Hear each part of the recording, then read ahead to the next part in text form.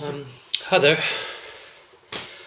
Um, Contrary to popular belief, I do write things that aren't all sexual. In fact, I've released a book um, available on Amazon. It's called Aqua Babies Speaking Swahili, and it's a mixture of amusing observations about life, funny stories, and stuff like that, and um, stories about growing up in the northeast of England. And I'm going to read to you tonight probably my favourite of the chapters in the book, which is what I start the book out with. So it's the first chapter in the book. It's called Geno, which will become evident why as I read it. And I would say that it is trying to say a lot less. I'm terrible. Sorry that I'm rubbish at reading these things. But I would say that this is a love letter to my late father. But you'll see that as I read it. So this is the first chapter from Aqua Babies Speaking Swahili, a book that I'm very proud of, and the first chapter is called Geno. I thought for a long time that my father played the trumpet. No, I did. He probably didn't have me intentionally believe this, but I did. And it didn't end there. I didn't just think he played the trumpet, but one trumpet in particular. For a time, I thought my father was the trumpet player in Dexy's Midnight Runners. That's right, stood next to the trombone player, and just behind the singer Kevin Rowland, there he was, my dad. Daddy, that's you on the TV, I would point out, jumping on the worn corduroy couch my mother spent forever telling me not to bounce on. I can't lie to you, son, that's me. He was lying, though. But it wasn't one of his bad lies. It was one of the rare good ones. The ones that didn't really matter because they were one of the ones that didn't cause raised voices and bouts of domestic violence. He was just doing his job in trying to humour me, his 5-year-old son. Because that's what parents do for a semi-quiet life, and I believed him because that's what 5-year-old sons do when they're proud of their fathers. After all, there wasn't much else for me to be proud of. With many years of hindsight behind me, he looked nothing like the other members of the Dexy's Midnight Runners. He was a little older, a little fatter, and had the facial hair of a Mexican bandit. Those of you who are familiar with the band will know that they don't. This is no joke. With his wispy black curls and handlebar moustache, he was very much akin to a pimp strolling down the streets of Brooklyn. It even earned him the nickname locally on the streets of the Lakes Estate in Redcar in the early 80s of Pedro. Pedro was his monkier despite being named Kenneth at birth, and in fact I never even saw a trumpet or even thought to ask to see one. In my mind, I knew that he played one and who for. But to be fair, it was entirely plausible for a 5-year-old to believe that his father was the trumpet player in Dexy's Midnight Runners. As he spent a lot of time away from the house with his many mistresses and criminal endeavours, I naturally thought that he was on tour or appearing on other musical programmes around the world. He wasn't on tour though. He was never too far away at all. He was usually in the pub with the family credit in his pocket, or more than often in Ladbrokes on the High Street, and with the other runners, the midweek runners at Epsom and Ascot and Newmarket. It was easy to believe all of this because, like the proud marching work-class vagabonds who I first saw on Top of the Pops that Thursday evening in 1980, this was just how my father dressed. But my father wasn't a working-class vagabond, though. The working class worked. The woolen bobble hats, boots, braces and leather jackets were his everyday uniform. After I saw them on TV and watched him in awe when he walked in, I did what 5-year-olds who wanted to find something to be proud of their fathers doing unapologetically do. I wanted the same and would not let up until I got it. I begged my mother for some Dexy's Midnight Runners clothes. In the back of my mind, I knew that they couldn't afford to kit me out with the essential threads. All of the arguments in my house were about money, and usually due to his reluctance to work.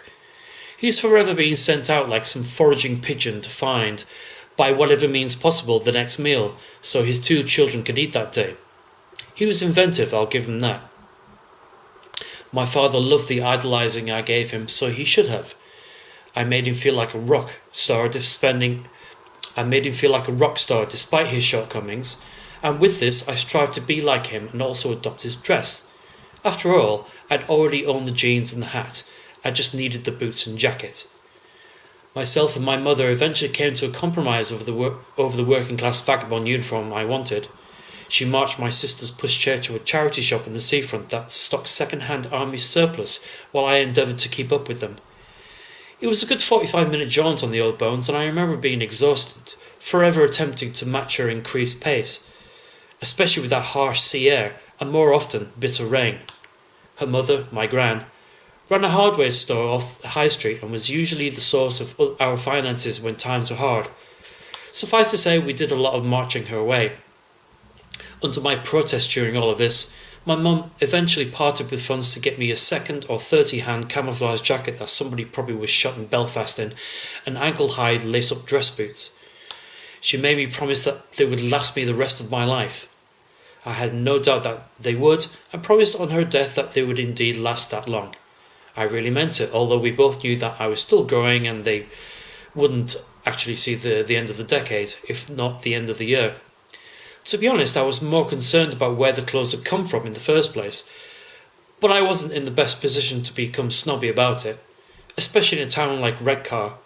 Still, I was grateful and I began to live in what I was given.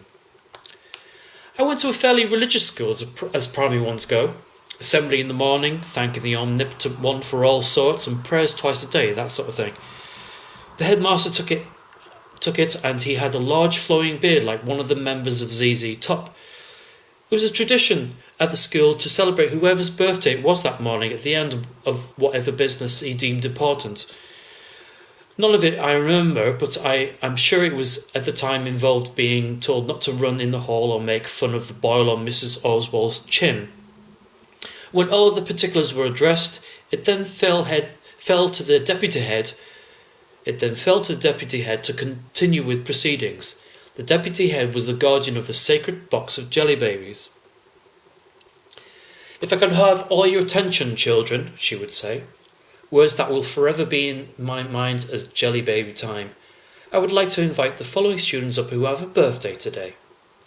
She would then call out all the relevant benefactors, who would then trundle up, normally red-faced with embarrassment, in a line next to her to receive a rendition from the rest of their classmates of the traditional happy birthday song.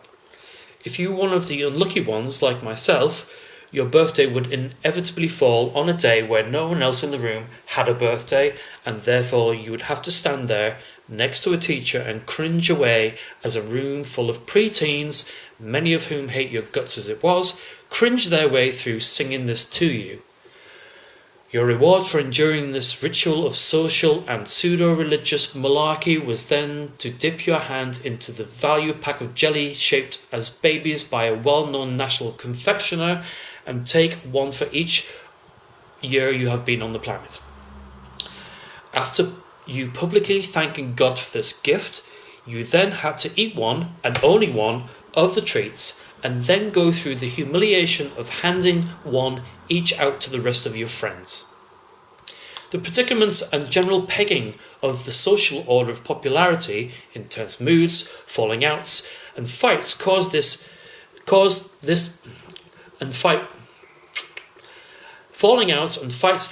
in one primary school in Cleveland you wouldn't believe. As you got older, it was easier as you got more jelly babies to hand out, but if you were a popular and friendly soul, it was hard to please all of your friends, and on reflection, it is probably not the best thing to put any 7-year-old through daily. Interestingly, my new Dexy's uniform stood me in good stead when the annual nativity play came around not long after. The school production allowed us not only to make The school production allowed us to not only make our own costumes or wear whatever was suitable from home, but also choose the roles we were to perform. Naturally, the majority of the popular kids vied and debated their cases for the different roles. While they all rushed for the essential characters that made up the nativity scene, such as Jesus and the wise men, I was determined to choose the only role that would allow me to wear my imitation Dexy's Midnight Army runner's clothes. I chose to be the tree. My promising career in theatre casting ended pretty much right there. When it came to the day of the nativity, the parents and children filled the assembly hall. The teachers and helpers had carefully erected their tasteful set on the makeshift stage, and we were all ordered into line outside the hall to be ready to take our position with bowel-moving anticipation. The late starting of the play was down to just that, the nervous movements of the young cast, including me. I was feeling quite smug, though, as not only had I got out of rehearsals with my non-speaking role of what essentially was foliage, but I thought I would be the only one in this production that would keep his dignity and look relatively cool in the process. Plus, I had no lines to worry about. Looking down the corridor, I saw this was very much the case, and the majority of my school chums looked very silly. Some of the parents had clearly gone to great lengths to humiliate their offspring with ridiculous attempts at costume design. This was still before the age of the really competitive child rearing that we see today, but they had definitely still got the sewing machine out for the occasion. They had ran-up caftans, headdresses, fake beards and togas, amongst other things. The richer, busier parents had clearly just hired something, but they still looked as disconcerted as the others as to what had been produced for them.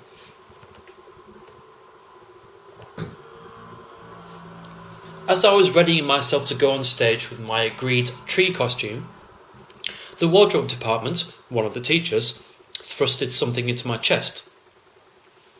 Looking down into my hands, I saw that I had been given 2 green and brown tissue paper pom-poms. "These aren't for me," I whined, handing them back. She glanced down at her clipboard. "What are you playing?" "I'm a tree," I replied. She looked at me and sighed, annoyed. "Guess what?" She tossed the makeshift branches back to me and pushed me through the open door towards stage right. I had 2 choices. I could have thrown an almighty Celine Dion-esque strop and marched off to my fictitious trailer, where I would have feasted on the lavish catering and pecked the Madagascan swan I had specifically requested to calm my nerves before each show, or I could swallow my pride and climb onto the stage with my fucking pom-poms in front of half the school and all the children's parents. Technically I was scenery, so I had to go on first. I shuffled my feet sheepishly across the stage, hanging my head in shame, bushes of tissue paper in hand. I clearly had not thought this through. On the Fonzie scale, even the pair of shades that I chose to wear would not help me now. I took my place at the back of stage right, followed by Gareth, one of my classmates and possibly one of the only kids less popular than I. This was because Gareth smelled of piss, and soon adopted the name Piss Boy by everyone else as the first term began, but he definitely had earned the title. He once let go in the middle of class before bolting for the door in tears and wet trousers, soaking the chair underneath him in the process. There may have been an animal dissected or cross-section of a vagina chalked onto a board somewhere, I can't remember. Poor Lisa on the table next to me vomited into her lap. That particular day never really recovered from there. When they eventually persuaded Piss Boy to face the giggles and return to the classroom, he was forced to stand the rest of the period before lunch, as there were no seats available.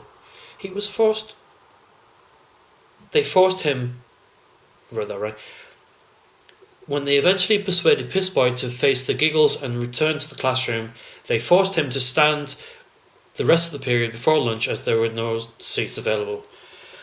"How's it going, Gareth?" Poor Gareth looked petrified. We both adopted the given instruction of the Jesus Christ pose, which was rather apt under the circumstances to give our appearance of what was essentially bark and leaves the full effect. Gareth shook so much it almost looked like his tree was blowing in the light breeze. At least he would have done if we actually looked like trees. I just looked like a kid with an army jacket holding a pair of crepe paper pom-poms, and Piss Boy was wearing a stained green parka that smelled, well, as you might expect. I definitely wasn't going to be finding any groupies backstage at the end of the night. In fact, I could sense the ridiculing thoughts and gathering sniggers from the crowd behind the bright spotlight. My only consolation at this point was that my father, who I of course had told everyone was on tour with Dexy's Midnight Runners, wasn't there. Even though there was a glaring beam of light in my eyes from the back of the room in my eyes, this needs editing. Even though that there was a glaring beam of light in the back of the room in my eyes, I could make out my mother. She was, of course, the only person on her feet and camera in hand. Put the camera down, I muttered to myself inaudibly. My mother was always the most random photographer. Sometimes she would only be in the mood to take a few frames, and others she would turn into a Japanese tourist visit in London. One thing she would never do is stop her snapping once she reached the end of a roll. When she was in the mood, she had to capture everything. She was notorious for leaving unfinished rolls of film waiting to begin their lives in print for all to see left inside the camera. There were times she would go through a particular non-picture time and would perhaps only take 1 or 2 a month, either at relatives or if we were caught doing something goofy in the garden with the family dog, who had a penchant for grabbing onto the end of a sweeping brush while you were happy to pull him around the lawn as he hung on by his teeth. Sometimes pictures from Christmas would be developed in the summer as late as October. Sometimes the camera would go completely untouched for almost a year, especially in those periods towards the end of her marriage when she had gradually less events she wanted to capture for posterity. The relatives would ask to see Christmas pictures, and we were always tight-lipped as to why they hadn't appeared yet. She insisted on sending away her pictures in the mail to one of those developing places which were so much cheaper. They were cheaper because it was a lottery sometimes as to whether you would get your photos back. If you did, and they weren't of some family from Slough skiing, they would still take around 2 months to return them to you. Added to the time spent hoarding the odd photos, it was like we were treated to moments from the distant past when they were eventually passed around to all and sundry. Stood in my camouflage jacket and bobble hat, a la Kevin Rowland, I began to sweat on stage. Moisture began to seep from my neck and between my thighs as Jesus and Mary began to make their crossing on the desert, on the backs of 2 young boys dressed as a donkey. The heat from the spotlight onto the stage gave the atmosphere a type heat not akin to that you see in the Gobi Desert, as I noticed the other kids sweating away in their makeshift caftans also. A cross-looking teacher hushed me from nearby stage left as I took a pom-pom to my brow in a very untree-like way, momentarily taking the emphasis from Jesus and Mary and their crucial scene by the crib. I was really regretting wearing the shirt and woolen jumper underneath my jacket at this point. Then I managed to completely transcend my motionless role when I awoke to the image of the 3 wise men looking over me. I was face up from behind the stage. Am I in heaven? I knew that this was unlikely, as I had already begun to ask politely to not come back to Sunday school that week. I knew that this was unlikely, as I had already been asked politely to not come back to Sunday school that week. The pastor told my father that I was asking too many questions, including one about the validity of Mary's undoubted virginity, and seemed disrespectful to the gospel, so the chances of me getting into heaven were probably quite slim. I haven't made the odds much better since. Mark, you just collapsed. Like a felled tree, someone chuckled, smartly and probably hoping to gain some much valued attention. The wise men and my teacher helped me back into the bathroom where I had a glass of water to help regain my consciousness. At that point, a 9-year-old Kellyanne, the girl who had signed up for the Mary role, burst into the boys' toilet block in a rage. She was soon followed by an exasperated and angry teacher, attempting to hold her back. "Everything is always about you," she came up to me, shrieking. She dashed into the corridor, hysterical, reacting like I had destroyed her chances of getting into Lambda, and had been like I had destroyed her chances to get into Lambda had been dashed forever. It's a theatre school in London. Quite what she meant by everything, I have no idea to this day. Perhaps she was one of the many girls who wouldn't come near me throughout my school years, only to admit 20 years or so after they befriended me on Facebook or similar that they were hot for me. I'm not kidding. It happens all the time. A few years back, I had a rash of these previous crushes of mine contact me and admitting that they actually idolised me, very much unreciprocated from afar, back in my school days. Horrified and abashed, I refused to come out of the bathroom until everyone went home. Everyone didn't go home, though. After the play and chairs were cleared away, there was to be a disco. When my mother appeared and was escorted into the primary boys' toilet, I begged her to take me away and never to come back.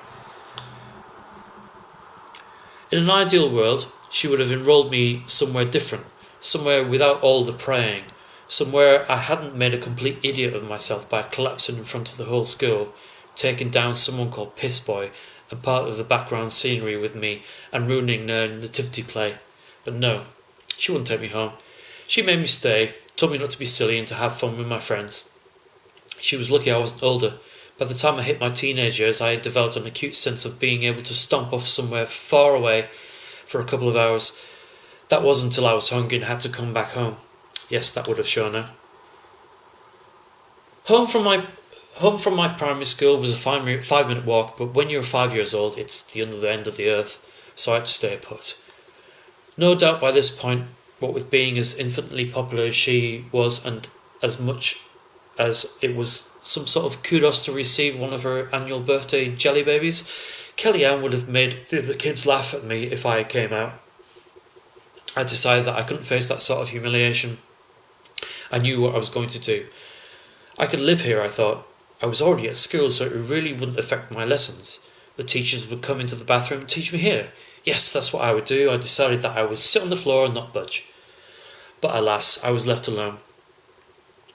The teacher left me to wallow in my self-pity. Even Piss Boy left me, the little Judas. In fact, he actually received some praise and cordial backslapping from the other kids when I was sat there, in that it was cool to be dragged down like that instead of being so weak-willed that he fell down like me. Yeah, I'm okay, by the way, guys. I sat on that bathroom floor for a good hour. The odd smart aleck kid would come in to relieve himself and make a comment, but I ignored them all. Each of them asked after me, and each of them I sent away. I listened to the song start up in the muffled distance through the corridor, bouncing off the walls of hand-painted pictures and collages made from egg boxes and milk bottle tops. I couldn't help thinking that I wanted my dad. I wanted him to come and save me, pick me up off the bathroom floor and rescue me, take me on tour with him, to the countries all over the world, with his trumpet and vagabonds singing their working-class anthems, playing for other young boys and their dads on other music television shows. I'll have him take me over to the shopping square on the Lakes Estate and let me help him eat his bag of chips while sat on the concrete steps of the flats. That's who I wanted to be. My thoughts turned back towards the gym hall in the near distance where everyone was having a good time. Geno, Geno, Geno, began the chant. All the kids were singing along.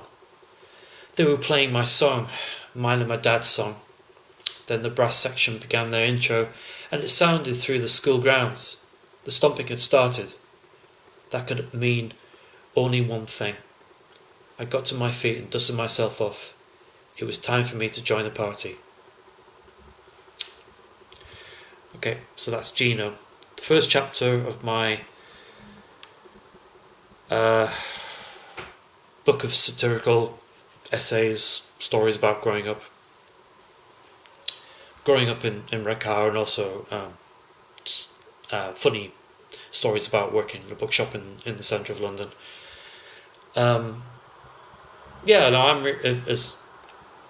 It needs a little bit of tweaking, and I'm not very good at delivery, as you can tell, but It's probably one of a couple of things that I'm really proud of writing, and I'm happy to have shared it with you finally. I've been meaning to do this for a long time. All I can say is yes, it's a very belated love letter to my father, and I hope that he's somewhere he heard that and enjoyed it, because for once in my life I've been sincere. That's about it, really. Okay, so if you enjoyed it, subscribe to the channel, watch the rest of the videos. I'll probably be a bit more better at putting things up, especially now. I'm going to be doing a lot more non-erotic stuff and posting them up from Aqua Babies Speaking Swahili. So if you liked it, yeah, let everyone know. And in the meantime, lots of love, and I'll see you next time. Thanks a lot.